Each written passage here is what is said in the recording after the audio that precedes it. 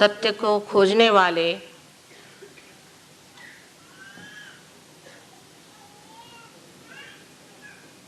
सर्व आत्माओं को हमारा प्रणिपात। आज मैं सोच रही थी कि कौन सी भाषा में आपसे वार्तालाप किया जाए, तो यही सोचा कि मराठी में पहले बहुत बार पूना में भाषण हुआ था, आज हिंदी में ही भाषण दिया जाए, क्योंकि हिंदी हमारी राष्ट्रभाषा है और मेरी भी मातृभाषा मराठी है, किंतु हिंदी भाषा सीखना मैं सोचती हूँ परम आवश्यक है।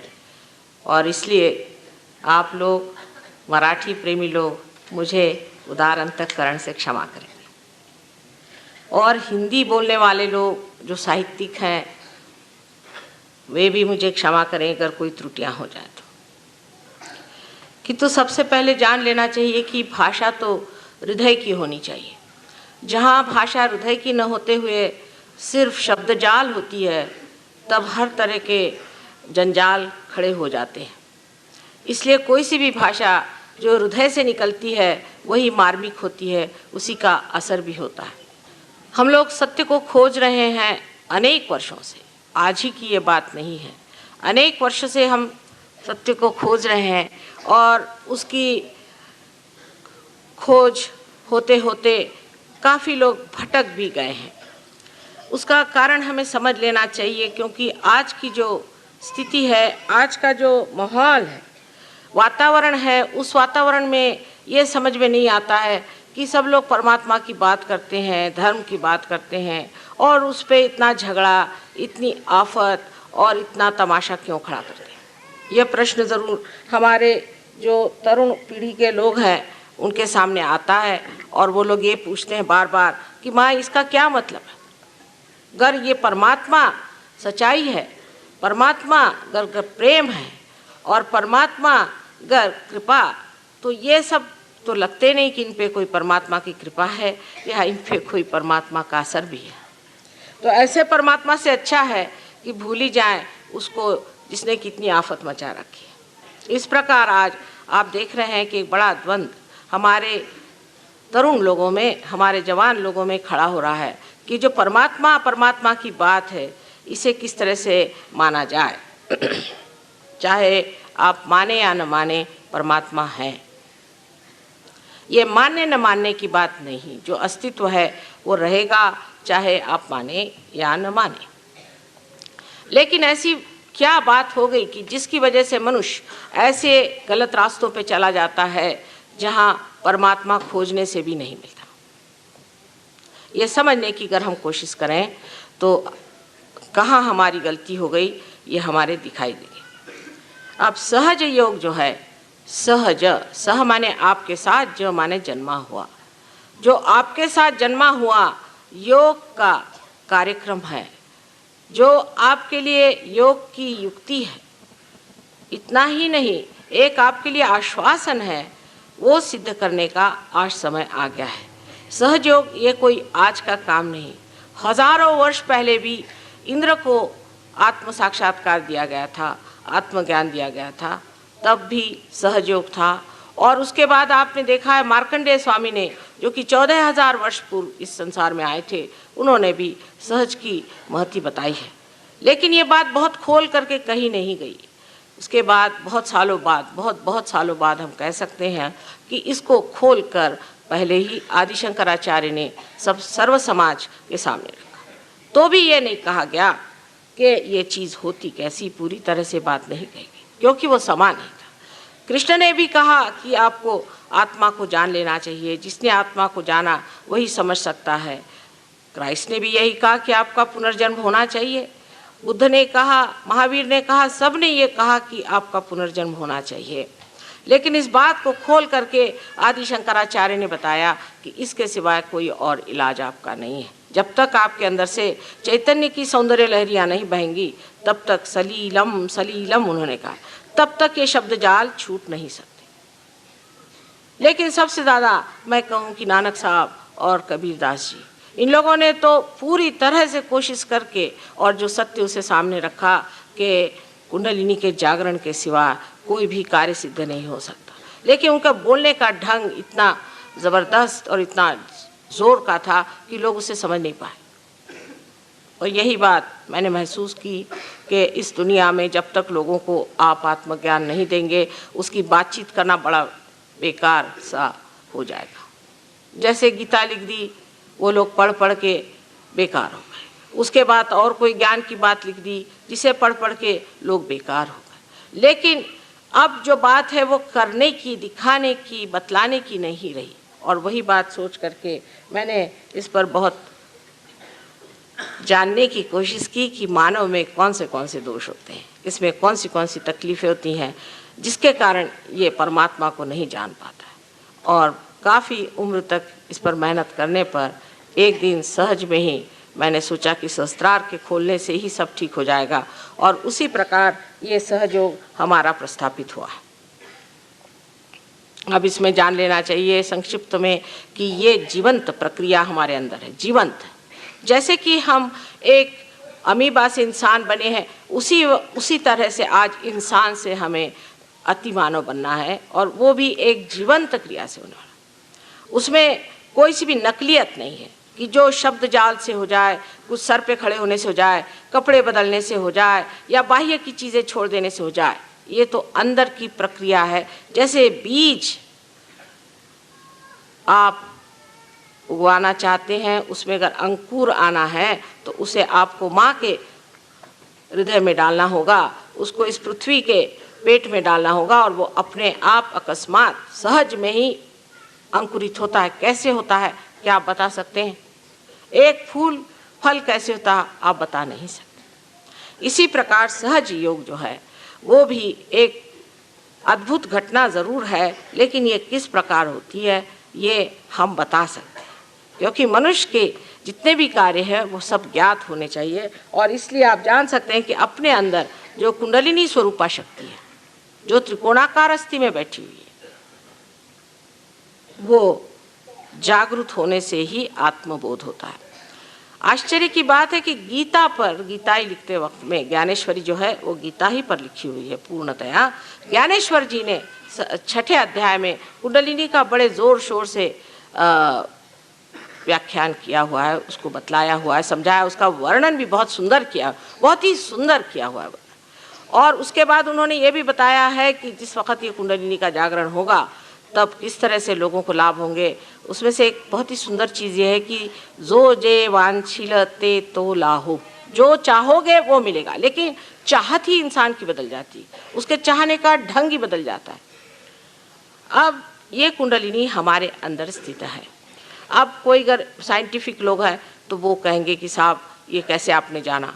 अब हम जानते हैं, आप चाहें तो इस बात को माने या न माने, लेकिन एक बात है, अगर आप साइंटिस्ट भी हैं तो आपको अपना दिमाग खुला रखना चाहिए, ओपन माइंडेडनेस होनी चाहिए। अगर आप ओपन माइंडेड नहीं हैं तो आप कभी भी साइंटिस्ट हो नहीं सकते। हम एक आपके सामने कहना चाहिए कि जिसे एक धारणा, एक हाइपोथेसिस रख रहे हैं, उसको अगर हम सिद्ध कर दें तो फिर वो तो कायदा हो ही जाता है। इसी प्रकार कुंडलिनी भी ज़रा गहरी चीज़ है, और उस गहरी चीज़ को पाने के लिए सबसे पहले अपने दिमाग को खुला रखें। पहले ही से आप डंडा लेकर खड़े हो जाइएगा तो हम आपको क्या बताएंगे। मैंने ये देखा हुआ है कि सिर्फ परमात्मा के साम्राज्य में ऐसे कार्य होते हैं। देखिए, अगर आप कॉलेज जा रहे हैं, यूनिवर्सिटी जा रहे हैं, आप एडमिशन के लिए कितनी कोशिश करते हैं, क्या क्या दुनिया भर के आफ्ते करके एडमिशन कराते हैं, एडमिशन लेते हैं, और अपने गुरुजनों के सामने गर्दन झुका के बैठते हैं कि वो जो भी कहे वो प्रमाण होगा। लेकिन मैंने देखा है कि संसार में जितने बड़े बड़े साधु संत आए, उनको तो हम लोगों ने सताया है, उनकी तकलीफ थी, उनकी कोई बात नहीं सुनी और उनको परेशान करते रहे, और हर समय उनसे चर्चा और वाद विवाद करके उनको परेशान किया। इस तरह से आप ज्ञान को प्राप्त नहीं कर सकते। ज्ञान के लिए सबसे पहले चीज़ है कि मैंने अभी तक जाना नहीं, मुझे आगे जानने का है, जिसके ऊपर सब बड़े बड़े शास्त्रों में, सब बड़े बड़े साधु संतों ने लिखा हुआ है। रामदास स्वामी को आप उठाइए तो उन्होंने साफ लिख दिया कि पढ़ पढ़ करके कुछ नहीं होने वाला।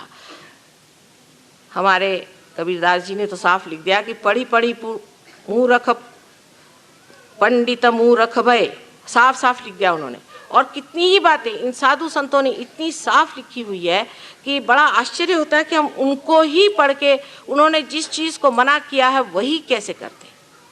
अब उसका कारण मैं आपसे बताऊंगी कि क्यों ऐसा हो जाता है और इसके कारण कैसे हमारा जो धर्म है वो किसी तरह से अधर्म में ही परिवर्तित हो जाता है। अब कुंडलिनी शक्ति जो है ये है शुद्ध इच्छा, ये है शुद्ध इच्छा, माने बाकी जितनी भी इच्छाएं हैं अशुद्ध हैं, क्योंकि अगर वो अशुद्ध नहीं होती तो एक चीज़ मिलने पर दूसरी चीज़ मिलने की इच्छा न होती। हमारे जो इकोनॉमिक्स के लॉज हैं, अर्थशास्त्र के जो लॉज हैं, उसके अनुसार कोई सी भी ज़रूरतें सर्वसाधारण तरह से पूरी नहीं होती, क्षमित नहीं होती हैं। माने ये कि in general they can not be satisfied in general. इसका मतलब यह है कि आपको एक चीज़ मिल जाएगी इन पर्टिकुलर, लेकिन अगर वो चीज़ मिलने के बाद आप चाहेंगे कि दूसरी चीज़ मिले, फिर तीसरी चीज़ मिले। इसकी वजह यह है कि आपके अंदर शुद्ध इच्छा नहीं है। जिस इच्छा की आप बहुत कोशिश करते हैं कि पूरी हो जाए, वो इच्छा शुद्ध नहीं है, वो अशुद्ध इच्छा। तो शुद्ध इच्छा की जो शक्ति है वो ये कुंडलिनी है, जिसने सारा अपना ये पिंड बनाया और उसके बाद वैसी की वैसी बैठी हुई, क्योंकि वो अभी तक जागृति नहीं हुई हमारे अंदर, उसका अभी पूरी तरह से प्रादुर्भाव नहीं हुआ, उसका मैनिफेस्टेशन नहीं हुआ कि वो अपना असर दिखा।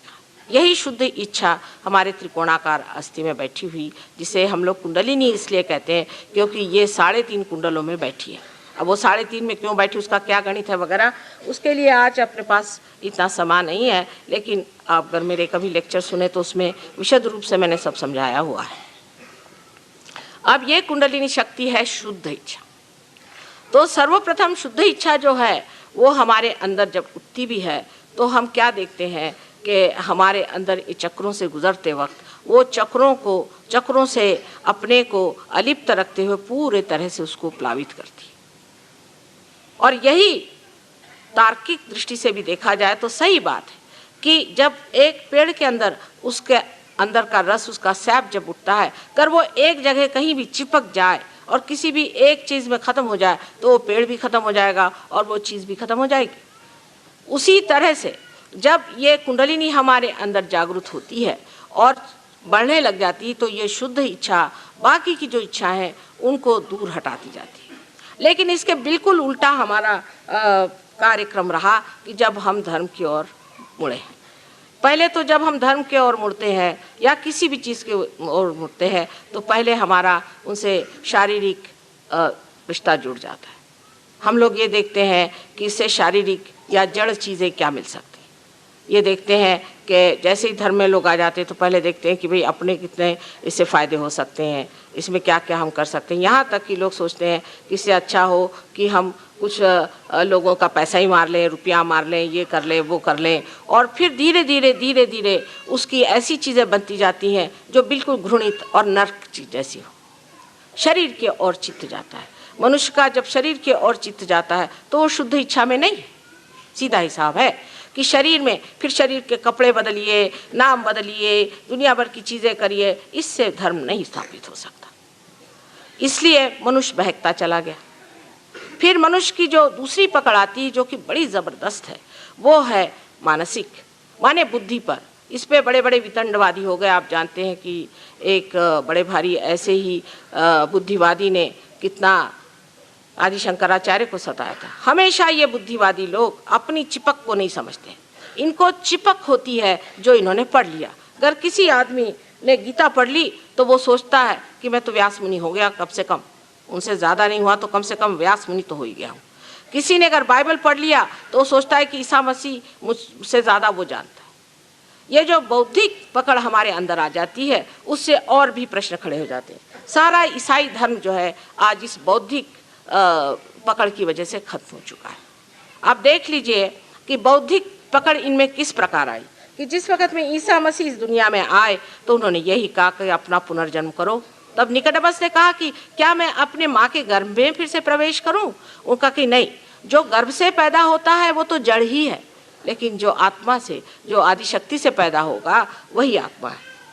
और आत्मा की पकड़ आए बगैर आप परमात्मा को नहीं जान सकते। लेकिन इन लोगों ने ये सोचा कि ये तो कुछ समझ में नहीं आई बात, क्योंकि उनमें से किसी को भी साक्षात्कार देना नहीं आता था। बहरहाल नहीं भी आता था तो भी उसका इतना बुद्धि का झमेला बनाने की कोई ज़रूरत नहीं थी। उसके बुद्धि का ऐसा झमेला बनाया कि एक सेंट पॉल करके इंसान, जो कि ईसा धर्म से कुछ उसका संबंध नहीं था, उसने ईसा को देखा नहीं था और वो खुद एपिलेप्टिक थे और बीमार रहते थे और हमारे हिसाब से उनमें कुछ सुप्रा कॉन्शियस तकलीफ़ें थी, वो साहब बाइबल में आके बैठ गए। जिस वक्त मैंने पहले बाइबल उठाया, मैंने कहा ये महाशय हैं कौन? मैंने नहीं, खलील जिब्रान ने, कितने ही लोगों ने, यानी आप जानते होंगे कि विलियम ब्लेक एक बड़े भारी दृष्टा हो गए, उन्होंने तक कहा कि ये इंसान बाइबल में क्यों बैठा हुआ, और इसको बाइबल में बिठा करके उसने जो भी बाइबल के बारे में लिखा वो इन लोगों ने मान्य कर दिया। अब उसकी हालत यहाँ पर आ गई है कि जिस वक्त में एक बुद्धिवादी महाशय जी ने बाइबल को जाना तो देखा कि पॉल ने ईसा के जन्म के बारे में कुछ लिखा ही नहीं, उसकी माँ के बारे में कुछ लिखा ही नहीं, उन्होंने जो चमत्कार किए उसके बारे में कुछ लिखा ही नहीं। तो उन्होंने कहा कि नहीं, ये तो इनके जो शिष्य थे वो तो फिशरमैन थे, ये मछलियाँ पकड़ते थे, मच्छी मारते, इनके कोई अकल ही नहीं थी, उन्होंने अपने ही दिमाग से निकाल करके ये बात लिखी। और इस बात को बिशप ऑफ कैंटरबरी जो है, आर्च बिशप ऑफ कैंटरबरी, उसको भी सहायता देनी पड़ी, उसको भी कहना पड़ा कि हाँ ये ठीक है, तो या तो अब आप पॉल को मानिए या ईसा को मानिए। उन्होंने कह दिया कि हाँ यही बात ठीक है, तो ईसा जो पैदा हुए थे वो भी गलत बात और उनके जो चमत्कार हुए थे वो भी गलत बात है। पॉल साहब जो है वो सही हो गए, क्योंकि इसी पॉल ने बाद में ऑगस्टीन का जन्म लिया और उसने आकर के सारा ऐसा एक बौद्धिक तार्किक एक ईसाई धर्म बना दिया कि चाहे कुछ हो, हाथ में बंदूक क्यों ना लेनी पड़े, सबको ईसाई बनाते रहे। ईसाई बनने का मतलब है सहयोगी बनना, योगी बनना, वही हाथ मुसलमानों का है। मोहम्मद साहब ने जो बातें लिखी थी उसको इतना उल्टा घुमा फिरा करके एक मुसलमान धर्म बना लिया। वही हाल हिंदुओं का है। हिंदुओं का तो हाल बहुत ही ख़राब है, क्योंकि इनमें एक ही धर्म नहीं 50 धर्म बन गए। मेरी तो समझ में नहीं आता है कि हम लोग कब इस चीज़ से बाज आएंगे। सबसे पहली तो बात ये थी कि कहा गया है कि सबके अंदर आत्मा का वास है। फिर जाति पाति कहाँ से निकाली गई? जाति पाति का कोई अर्थ ही नहीं है, क्योंकि जाति पाति आपके कर्म के अनुसार बनाई गई थी और जब से ये जन्म के अनुसार बनाई गई तब से ये गड़बड़ शुरू हो गई। हो ही नहीं सकता है कि ये जन्म के अनुसार होगी, क्योंकि जिन्होंने व्यास ने गीता लिखी, व्यास कौन थे?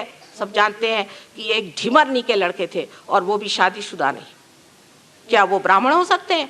वाल्मीकि जिन्होंने वाल्मीकि रामायण लिखा, ये कौन थे? आपके शास्त्र लिखने वाले बड़े बड़े लोग, ये कौन थे?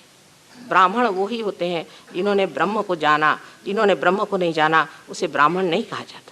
लेकिन जन्म से हम ब्राह्मण हो गए, चाहे जो भी धंधा करें, जन्म से हो गए सो हो गया। और अब हमारे इलेक्शंस तक जाति पाति पर होते हैं। सो भगवान बचाए रखे इस देश को, इसका क्या हाल होने वाला है।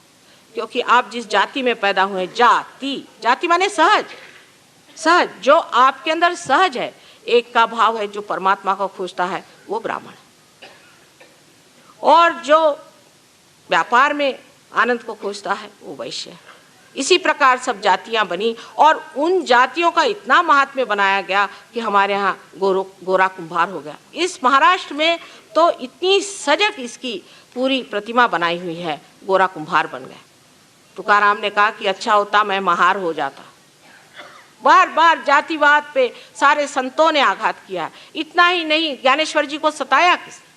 जो ये सब बुद्धिवादी थे, जो अपने को समझते थे कि ये बड़े भगवान के और सब चीज़ के ठेकेदार और धर्म के ठेकेदार हैं, उनको छल के उनको मारा। आज उन्हीं की ज्ञानेश्वरी लिख रहे हैं, उन्हीं की पूजा कर रहे हैं, ज्ञानेश्वर जी का मंदिर बना रहे हैं। इसकी वजह ये है कि बौद्धिक पकड़ ज़्यादा ज़रूरत थी, आत्मा की नहीं थी।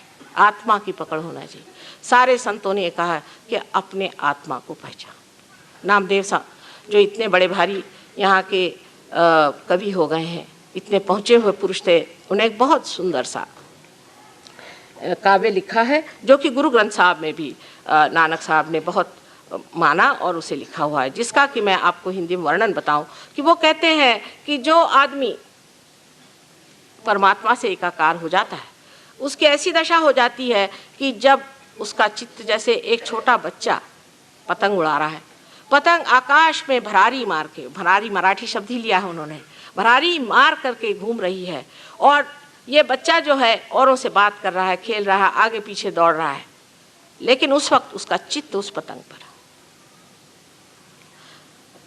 दूसरी बात उन्होंने ये कही कि जिस वक्त औरतें पानी भर के आ रही हैं और जल्दी जल्दी चल रही हैं, आपस में बोल रही हैं और उनकी घघरी सर पे रखी हुई है और आपस में हंसी मजाक सब हो रहा है, लेकिन चित्त उनका उस घाघर पे, सर पे। इसे समझने की बात यह है कि जो लोग धर्म की बात करते हैं सबसे पहले उनको चाहिए कि वो आत्मा का साक्षात्कार पाएं, नहीं तो उनको कोई अधिकार नहीं कि वो आत्मा का साक्षात्कार पाएं और कोई अधिकार नहीं कि वो कहें कि हम आत्म साक्षात्कारी हैं। वो अपने को कहें भले कि हम बहुत ऊंचे हैं और अपना सेल्फ सर्टिफिकेट दे, लेकिन उसकी पहचान ये है कि वो जो आदमी आत्म साक्षात्कारी होता है वो उसके अंदर सामूहिक चेतना आनी चाहिए, उसके अंदर कलेक्टिव कॉन्शियसनेस आनी चाहिए। अगर उसके अंदर वो सामूहिक चेतना नहीं आई तो वो कितना भी अपने को सेल्फ सर्टिफिकेट करे तो भी तो आत्म साक्षात्कारी नहीं है।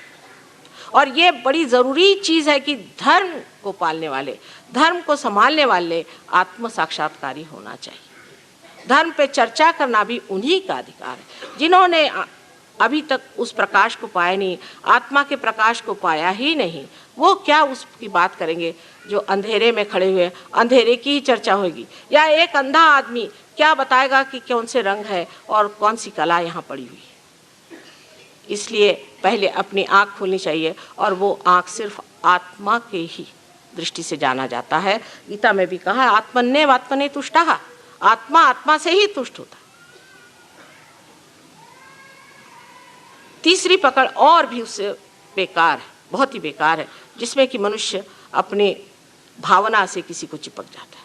अब भावना उनको है जिसे हम कभी कभी श्रद्धा समझते हैं, पर ये श्रद्धा नहीं, ये अंधभक्ति है। अंधभक्ति से लोग चलते हैं। अंधभक्ति माने ऐसी कि जिस वक्त में ईसा मसीह आए तो लोगों ने कहा कि हम तो भाई मोजेस को मानते हैं क्योंकि मोजेस तो मर गए थे, अब हम मोजेस ही के, हम तो ईसा मसीह को मानते नहीं। जैसे कि जू लोग थे, उन्होंने कहा कि हम ईसा मसीह को नहीं मानते, हम तो सिर्फ मोजेस को मानते। अब उस वक्त मोजेस तो वहाँ थे नहीं और इसीलिए मोजेस ने कहा था कि हमको सफ़र करना चाहिए तो हम तो सफ़र करेंगे। हालांकि ईसा मसीह के आने से हमारी सारी सफरिंग्स ही ख़त्म होने वाली थी, लेकिन उनका नहीं, हम तो सफ़र करेंगे। तो ठीक है, आपके लिए हिटलर आ गया, सफ़र करिए। यही एक उनका बेसिक डिफरेंस था कि हमें सफ़र करना चाहिए। अब सफ़र क्या, परमात्मा के लिए आपको क्या दुष्ट बातें सिखाई गई हैं कि आपको हाल अपेष्टा और दुख और यातनाएं उठानी पड़ेंगी। अरे जिस परमेश्वर ने आपको ये मनुष्य का देह दिया है, उसने कोई आपको तकलीफ दे करके, परेशान करके किया है। आपके माँ ने भी जब आपको जन्म दिया तो सारा कष्ट तो अपने ही ऊपर उठाया है, कोई आपको तो कष्ट नहीं दिया था। फिर ऐसी बातें लाना कि आज हमारे महाराष्ट्र में तो खास ये है कि आज सोमवार है तो उपवास है, कल मंगलवार है तो उपवास है, कल बुधवार है तो उपवास है और फलाना है तो उपवास है। यानी अपने देश में ऐसे ही लोग उपवास से बहुत है, काय को उपवास करते। लेकिन उपवास करने की इतनी बीमारी हमारे देश में, और वो भी उन दिनों में करेंगे जिस दिन कि हमारे किसी बड़े महान अवतारों का जन्म हुआ। जैसे हमारे यहाँ संकष्टी मानते हैं, जो गणेश जी का जन्म हुआ है उस दिन उपवास करेंगे। अरे अगर आपके घर बच्चा पैदा हुआ तो उस दिन क्या आप उपवास करेंगे, सूतक करेंगे या मिठाई बांटेंगे? सब उल्टी बात कर दी कि ये जो भावनावश होकर के अपने को दुख देने से परमात्मा मिलते हैं, आपको यातना देने से परमात्मा मिलते हैं, जैसे शिया लोग करते हैं। ये बड़ी गलत फहमी में लोग बैठे। उल्टे जो प्रसन्न चित्त हैं उन्हीं को परमात्मा मिल सकते। जैसे अंग्रेजी में कहा था, count your blessings one by one. जो अपनी ब्लेसिंग्स को सोचता है परमात्मा ने कितना मुझे दिया है, उसी को परमात्मा मिलते हैं। जो अपने को हाल अपेष्टा में और दुख में डालता है, आप ही बताइए, किसी माँ ने अगर अपने बच्चे को देखा कि वो अपने को भूखा मर रहा है तो इससे बढ़ के वो माँ के लिए और क्या दुख की बात होगी? वो कहेगी कि मेरा जन्म ही व्यर्थ है अगर मेरा बच्चा भूखा रहता है। इससे ज़्यादा दुखदाई और कोई चीज़ ही नहीं हो सकती। हाँ, अगर आपको उपवास करना है तो करिए, उसमें कोई हर्ज नहीं, आप अपनी तंदुरुस्ती के लिए करिए, लेकिन परमात्मा के लिए उपवास वगैरह करने की ज़रूरत नहीं। ये एक भावना का एक ये कि हम बड़े दुखी जीव। दूसरा भावना का ये कि हमारी बड़ी भगवान पे श्रद्धा है। जब राम आए तो उनके वक़्त में उन्होंने कहा कि हम तो परशुराम को मानते हैं, जब कृष्ण आए तो हम राम को मानते हैं, और अब जब और कोई आएगा तो ये होगा कि हम कृष्ण को मानते हैं। कृष्ण आपके सामने आज खड़े हैं क्या? कौन खड़ा है आपके सामने, ये भी सोचना चाहिए। वर्तमान में रहने की हमारी प्रवृत्ति नहीं, कुछ तो भी बाह्य पिछले इसमें रहना, किसी गत विचारों में रहना, ये भावनावेश है। भावनावेश में लोग इस कदर पागल हो जाते हैं कि उसी में फिर हमारे यहाँ हम देखते हैं कि बुद्धिवादी भी और भावनावेशी भी दोनों ही, जिसे हम कह सकते हैं कि फेनेटिक्स हो जाते हैं। ये फेनेटिसिज्म सिर्फ एक भावना से चिपक जाता है, और वो भावना इतनी ज़बरदस्त हो जाती है, अंध भावना है, अंध चीज़ है, जिसकी वजह से मनुष्य इतना एक चीज़ को चिपक जाता है, उसकी शुद्ध इच्छा जो हो उसी में नष्ट हो जाती है। जैसे नदी आते हुए किसी रेत में चली जाए और वहाँ लुप्त हो जाए, उसी प्रकार हमारे अंदर की जो शुद्ध इच्छा परमात्मा से एकाकार होने की है, इसी प्रकार इसमें लुप्त हो जाती है, उसमें लुप्त हो जाती है। इस तरह की अंधश्रद्धा से हमारे यहाँ बड़ा ही नुकसान हुआ, बहुत नुकसान हुआ। और सबसे बड़ा नुकसान तो ये हुआ है कि अब हम लोग अलग अलग होकर बिखर गए। हमारे यहाँ में कोई भी तरह की जोड़ने की व्यवस्था नहीं, सारी ही बिखरने की, अलग हटने की व्यवस्था हो गई, विभक्त होने की। लेकिन जब हमारा एवोल्यूशन होता है, आप देखिए कि हमारा जब उत्थान होता है, जब हम ऊंचे और ऊंचे स्तर पे आते हैं, तब सम्यकता आनी चाहिए, सम्यक होना चाहिए, इंटीग्रेशन आना चाहिए। अगर अपने अंदर इंटीग्रेशन नहीं आया तो ये समझना चाहिए कि हम बिखरे जा रहे हैं। अगर हमारे इंटीग्रेशन आने के लिए कुछ करना हो तो वो करना चाहिए, और सब इंटीग्रेशन का एक ही सूत्र है, वो है अपना आत्मा। उसको प्राप्त होते ही कुंडलिनी जब आत्मा के प्रकाश में आ जाती है, तब सब चीज़ें हट करके उसी के प्रकाश में मनुष्य देखता है कि दूसरा भी कितना सुंदर है, और फिर वो ये भी देखने लग जाता है सामूहिक चेतना में कि जो दूसरा है वो है कौन, दूसरा है कौन। जब आप उसी विराट के अंग प्रत्यंग है तो दूसरा कौन, दूसरे पे उपकार कौन सा हो रहा है, सब अपने ही है, हमारा ही हाथ और हमारे ही पैर, हमारी ही आँख है। लेकिन हम लोग तो जो इंतजामात करे हैं कि एक हाथ से आँख को फोड़ दीजिए, एक हाथ से नाक को काट दीजिए, एक हाथ से कान काट दीजिए, और उसके बाद कहिए, एक कान को पकड़ के कहिए कि साहब हम धार्मिक हैं, वो कहे नाक को पकड़ के हम धार्मिक हैं। इसमें धर्म का लेश मात्र भी नहीं। जब कोई आदमी फेनेटिसिज्म में पड़ता है तो वो जान ले कि इसमें लेश मात्र भी नहीं है। जब तक आप में सम्यक ज्ञान नहीं आ सकता, वो सिर्फ आत्मा के प्रकाश से आता है। किसी ने भी, किसी भी संत साधु ने ये नहीं कहा कि आप आत्मा का प्रकाश न लें, वरना आज ऐसा अगर एक भी गलती से आदमी हो जाता तो लोग उसी के ढिंढोरा पीटते। लेकिन भगवान की ऐसी कृपा है कि कितना उन्होंने सहन किया, लेकिन हमेशा कहते रहे कि आत्मा को प्राप्त करो, आत्मा में सब। यही आत्मा की प्राप्ति करने के लिए हम लोग अनेक चीज़ें करते हैं, और सहयोग में हम देखते हैं कि अनेक तरह के लोग हर एक देश में आते हैं। यहाँ से जो कुछ चोर उचक्के गए थे, उन लोगों ने वहाँ सन्यासी रूप धारण करके और लोगों को बेवकूफ़ भी खूब बनाया, और उसको बेवकूफ़ बना बना करके उनसे यहाँ तक बताया कि अगर तुम गांजा पियोगे तो तुमको भगवान मिल जाएंगे। वो बेचारे गांजा भी पीने लगे। उनकी इतनी अंधश्रद्धा ज़्यादा है कि उनको जो भी बताइए वो कनेक्ट है। किसी ने कहा कि तुम नग्न हो जाओ तुमको भगवान मिल जाएंगे, तो नग्न भी होगा। इस प्रकार हर जगह आप अगर देखें तो सिर्फ ये दिखाई देता है कि हर तरह की ज़बरदस्ती और अंधे आदमी को ज़बरदस्ती कुएं में ढकेलने का प्रयोग हो रहा है, और जब वो कुआं बन गया, उस कुएं में 25 आदमी जुट गए, तो उनके अंदर ज़रूरी है कि बड़ा ही प्रकोप हो सकता है, उसके कारण बहुत ही ज़्यादा द्वंद्व आ सकता है, उसके कारण झगड़ा हो सकता है, यही नहीं तो बड़ा वायलेंस भी हो सकता है। इस तरह सबको कुएं में ढकेल दीजिए और उस पर अपना आधिपत्य बना के बैठ गए कि हम इस जगह के मठाधीश हैं, हम इस जगह के पोप हैं, हम इस जगह के फलाने हैं, वो। यानी यहाँ तक कि ज़ैन जैसी बड़ी भारी चीज़ जो कि विदितामा ने शुरू की थी, जो कि बहुत ही ऊंची चीज़ है और बड़े ऊंचे सतह पर वो बात करता था, लेकिन उसके जो मुख्य हैं उनको मैंने देखा कि उनकी कुंडलिनी तो नीचे में बैठी है, तो पार भी नहीं। मैंने कहा आप ज़ैन कैसे? ज़ैन का मतलब ही ज शब्द जो है उसका मतलब है ज्ञ, ज्ञ माने जिसने जाना। तो मैंने पूछा कि आप बैठे कहाँ हैं, ये कैसी बात है? पहले हमारे यहाँ तो 26 हो गए कश्यप, तब से कोई कश्यप नहीं हुआ, और मैं कहाँ से हो सकता हूँ, ये तो 12वीं शताब्दी में सब खत्म हो गया, 26 कुल हुए। तो मैंने कहा आप उस तख्त पे क्यों बैठे? तख्त पे तो आप बैठे हुए हैं और आपका अधिकार क्या है? उसी प्रकार वेद का हुआ। वेद में पहले ही श्लोक में कहा है कि जिसको विद हो जाए तब वेद का अधिकार है। जिसने विद नहीं, जिसको विद नहीं है, जिसने जाना नहीं है, उसको वेद क्या करेगा? अब विद होना माने क्या? विद माने अपनी अंदर जो चेतना है उसमें उसे जानना। यानी अंग्रेजी में कहा जाए तो एक अपनी सेंट्रल नर्वस सिस्टम में हमको अपनी आत्मा को जानना चाहिए। अगर हम अपने सेंट्रल नर्वस सिस्टम पे नहीं उसे जानते हैं तो ये हमें विद नहीं हुआ। क्योंकि जो भी कुछ हमने अपने उत्क्रांति में और इवोल्यूशन में पाया है वो सब हम अपने सेंट्रल नर्वस सिस्टम में मानते हैं। आत्मा के प्राप्ति से कितने लाभ होते हैं, अनेक अनंत है, मैं उस पर बता नहीं सकती हूँ, लेकिन कल कुछ मैं बताऊंगी इसके मामले में आपको कि इसके कितने लाभ होते हैं, क्योंकि मनुष्य पहले लाभ ही देखता है। ये बात माँ को जानना चाहिए कि अपने बच्चे पहले चॉकलेट खाते हैं, इसलिए पहले लाभ कराओ और फिर उनको समझाओ कि ऐसे ही आगे बढ़ते बढ़ते तुम दूसरों का भी लाभ करा सकते हैं। जब दूसरों का भला होता है, जब दूसरों का अच्छा होता है, तब जा करके आपको असल में पता होता है कि सहज योग से हमने क्या प्राप्त किया। तब तक तो आपको लगता है कि मैं स्वार्थी हूँ, मैं अपने ही लिए हूँ, मैं अपने ही को देखता हूँ, लेकिन मैं दूसरों को कुछ नहीं कर पाया। जब आप दूसरों को देने लग जाते हैं तब इसका असली मजा आने लग जाता है। हमारे यहाँ अनेक वाद विवाद हैं, हर एक बड़े बड़े अवतरणों के वाद विवाद लोगों ने खड़े कर दिए हैं, लेकिन उसकी असलियत को कोई नहीं जानता। जैसे गीता में हो सकता है कि उन्होंने कुंडलिनी का उल्लेख नहीं किया क्योंकि समय नहीं था कुंडलिनी की बात करने की, लेकिन उन्होंने साफ कर दिया कि योगक्षेम वहाम्यहम्, पहले योग करो फिर क्षेम करेंगे। ऐसी संस्था अपने देश में अनादिकाल से है जो योग प्रदान करती रही।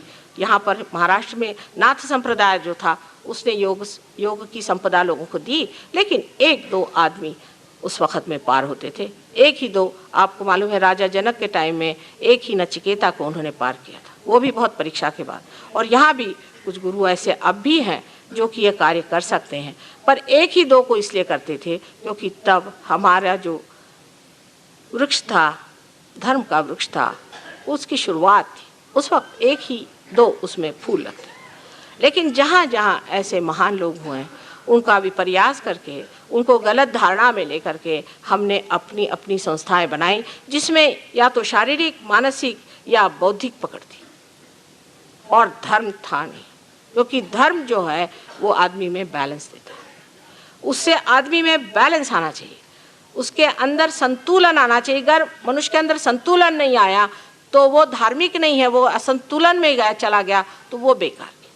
धर्म सिर्फ संतुलन के लिए दिया, क्योंकि अगर आपका उड़ान होना है, आपका अगर असेंट होना है तो आपको सबसे पहले बैलेंस आना चाहिए। लेकिन धर्म में ही लोग जड़े रहेंगे ही नहीं, अगर उनमें पूरा बैलेंस आ जाएगा तो उनका उड़ान वो करेंगे ही। लेकिन हम अपना बैलेंस नहीं देखते, हमारे अंदर कोई भी बैलेंस नहीं आ पाता है, क्योंकि हम तार्किक धर्म में रहते हैं या किसी अंधश्रद्धा में रहते हैं या किसी शारीरिक पूजा में लगे रहते हैं, उससे धर्म अंदर नहीं आता। सबसे पहले ये है कि आप अपने को बैलेंस करें, अपने में देखें क्या बैलेंस है। और जब आप अपने को बैलेंस करना चाहते हैं, इस वक्त आप सोचते हैं कि हम संतुलन में रहें, किसी भी एक्सट्रीम पे नहीं जाएं, तो असहज में ही आपके अंदर सुबुद्धि, जिसे हम विजडम कहते हैं। और सबसे बड़ी बात हमारे लिए इस भारतवर्ष में तो ये है कि यहाँ की भूमि स्वयं एक योग भूमि है, बहुत पवित्र भूमि। आप यहाँ पैदा हुए, ये कितनी महान बात है, इसे आप जानते नहीं। एक बार मैं लंदन से आ रही थी, रास्ते में जैसे ही इस पवित्र भूमि को हमने पार किया, मैंने हमारे हस्बैंड से कहा कि साहब यहाँ पर देखिए हम हिंदुस्तान छू गए। कहा कैसे पता? मैंने कहा आप जाके पूछिए। तो पायलट ने कहा कि अभी 1 मिनट पहले हमने हिंदुस्तान का किनारा छुआ, क्योंकि चारों तरफ चैतन्य की लहरियाँ मुझे दिखाई दे रही थी। ये इसी भारतवर्ष में।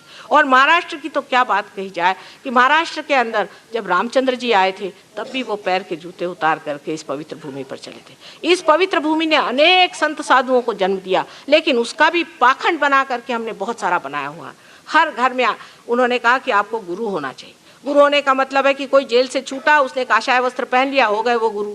सतगुरु होना चाहिए। और कहा है जो साहिब मिले, जो आपको परमात्मा से मिला है वही सदगुरु है। पर हर आदमी गुरु बना बैठा रहता है, उसकी शक्ल में भी नहीं दिखाई देता कि गुरु है। ऐसी शक्ल की उसके एक एक आप झुर्रियाँ गिन लीजिए, उसकी शक्ल ऐसी कि जैसे मरा जा रहा है, मरगिल्ला, उसको खुद ही बीमारियां हो रही है। अगर ये नहीं है तो दूसरे तरह का कि जो फूल करके इस तरह से हो गया है, जो दूसरों से पैसा लूटता है और उनको गंदी बातें सिखाता है, अधर्म की बातें सिखाता है। ऐसे लोग अच्छा है कि बहुत आजकल अमेरिका चले गए हैं, वहीं वो पनपे उस संस्कृति में अच्छे से पनप सकते हैं। इस भारतवर्ष में ऐसे लोग नहीं पनप पाएंगे, थोड़े दिन चलेंगे फिर उनको जाना पड़ेगा यहाँ से, यहाँ चल नहीं सकते। दूसरी बात बहुत बड़ी हमारे लिए भाग्य की है कि हमारी भारतीय संस्कृति अत्यंत महान संस्कृति है, क्योंकि ये हमेशा परमात्मा की ओर दृष्टि उठाती है। हम छोटे थे तब से हमें याद है, हमारी माँ हमेशा कहती कि लक्ष्य कुटे है, तुम्हारा चित्त कहाँ है, चित्त कहाँ है। चित्त का निरोध करना ये हमारे शास्त्र में, हमारे धर्म में, हमारे संस्कृति में बचपन से बच्चों को सिखाया जाता है कि चित्त को रोको। और प्रदेश की जितनी भी संस्कृति है, आप विश्वास मानिए, सब इंसान को धीरे धीरे खत्म करने का इंतजाम है। पहले तो उसका चित्त खराब करो, उसके बाद उसका जो पावित्र्य उसे नष्ट कर दो, और उसके अंदर गंदी बातें भर के और उससे पैसा निकालो, क्योंकि जब तक आप में कुछ कमजोरियां नहीं होंगी तो इनकी इंडस्ट्री कैसे चलेंगी। ऐसी ऐसी इंडस्ट्री बनाओ जिससे कि बेकार ही में लोगों से पैसा लिया जाए, जिससे ये बेवकूफ़ बनाया जाए और उनको लूटा जाए, जितना भी हो उनको मिटाया जाए। आप देख लीजिए कि साइंस भी जो आज आपने बना के रखा है, उसने भी क्या बनाया है, तो एटॉमिक बॉम्ब। ये अच्छी बेवकूफ़ी है, कितनी मेहनत करके हम लोगों ने एटॉमिक बॉम्ब बना दिया कि जो हम ही को डिस्ट्रॉय करे, जो हम ही को ख़त्म कर दे। ऐसा हमने क्यों बनाया? आखिर क्या बात है कि हमारे अंदर वो भी शक्ति बैठी हुई जो जड़ है, जिससे आज हम आत्मा होने चाहते हैं, और जड़ शक्ति जो है वो फिर इसको जड़ बनाना चाहती है। और जड़ की तरफ जाना बहुत आसान है, ऊपर उठना कठिन है, लेकिन कूदना नीचे बहुत आसान है। इसलिए मनुष्य जड़ की ओर बहुत जल्दी जाता है, और जड़ता की ओर जाने से कैसे आप उठ सकते हैं। पर ये हमारी भारतीय संस्कृति ही ऐसी संसार में है जो कि आपको ऊपर की ओर उठाती है, हर चीज़ में ऊपर की ओर उठाती है, और ऊपर की ओर उठना ही आपका लक्ष्य है। बाकी सारी ज़िंदगी जो है वो शून्य है, पॉइंटलेस, उसमें कोई अर्थ नहीं है। जो ज़िंदगी आपको ऊपर की ओर उठाए, ऊंचे ऊंचे तरीके से, ऊंचे ऊंचे विचारों में उठाए, वही आपके लिए असल ज़िंदगी है, और बाकी की सारी नकल है जिसे हमें छोड़ देना चाहिए। सारे संत साधुओं ने बड़ा कार्य कर दिया, लेकिन जब मेरा जन्म हुआ तो मैंने देखा कि ये लोग तो संत साधुओं के पीछे भी हाथ धो के पड़े हुए हैं। जैसे आजकल एक नई बात बुद्धिवादियों निकाली है कि शंकराचार्य ने सौंदर्य लहरी लिखा ही नहीं। फिर कम्युनिस्ट लोग तो ये कहते हैं कि शंकराचार्य खोकस पोकस थे। सबके पीछे हाथ धोकर लोग पड़े रहे जिंदगी में, अब मरने के बाद भी उनके पीछे हाथ धोकर पड़े, क्योंकि वजह यह है कि ये लोग अपने अहंकार से अभी छूटे नहीं। इसीलिए वो अहंकार में चिपकी हुई उनकी इच्छा अभी भी उनको तंग कर रही है। उस अहंकार से अपने को छुड़ाना चाहिए, और जब आदमी उस अहंकार को छोड़ के खड़ा हो जाएगा तब देखेगा कि उसका इसी में क्षेम है, उसका इसी में भला है, इसी में उसका उत्थान है, और यही उसको पाने का है। बाकी सब चीज़ें जो है व्यर्थ की, उसमें क्यों झगड़ते रहे, क्यों लड़ते रहे, क्यों बात करते रहे। बाद में जब उसको समझ में आता है, हो भगवान कितना समय मैंने बर्बाद कर दिया, बेकार चीज़। आप सबको ये लाभ हो, आत्मा का लाभ हो, आप आत्मा को प्राप्त हो, यही मेरी शुद्ध इच्छा है। और परमात्मा की कृपा से ये जब घटित हो तो ये जानना चाहिए कि एक अंकुर मात्र आपके अंदर ही जागृति हुई है। यह अंकुर मात्र जागृति को आपको चाहे तो आप नष्ट भी कर सकते हैं, और चाहे तो इसका एक वृक्ष भी बना सकते हैं। लेकिन नम्रता होनी चाहिए, अपनी जिद छोड़ करके नम्रता में इसे आप बढ़ाएं और समझें कि ये किस तरह से होना चाहिए। कुछ लोग तो इतने मुकाम छोड़ के कहाँ से कहाँ उनकी मंजिलें तय करते हुए कहाँ तक पहुँच गए, और कुछ लोग अभी भी वहीं पे बैठे हुए हैं। देख करके आश्चर्य होता है कि सहयोग में कैसे लोग कहाँ तक प्रगति करते हैं, और कोई लोग बिल्कुल वहीं ज़मीन पे ही गड़े बैठे हुए हैं। इसलिए इसका भी एक विचार रखना चाहिए कि ये प्राप्त होने के बाद हम चाहे कितने भी बड़ी पोजीशन में हो, कितने भी रईस हो, गरीब हो, कुछ भी हो, आज हमको आत्म प्राप्ति हो गई, हम सब एक लेवल पे आ गए। इसके बाद हमें चाहिए कि हम अपना लेवल बढ़ाएं, ऊपर चलें। पैसे जिनके पास हैं या जिनके पास पोजीशन है या जो गरीब हैं, सबका एक जैसा ही हाल है, कोई खास फ़र्क तो मुझे दिखाई नहीं देता। बस बेहतर ये है कि आप इस सतह पर आ जाए और आत्मा को प्राप्त करें। उसके बगैर आपके देश की गरीबी भी नहीं जा सकती, और ये ब्लैक मार्केट नहीं जा सकता। इसके सिवाय यहाँ के जो कुछ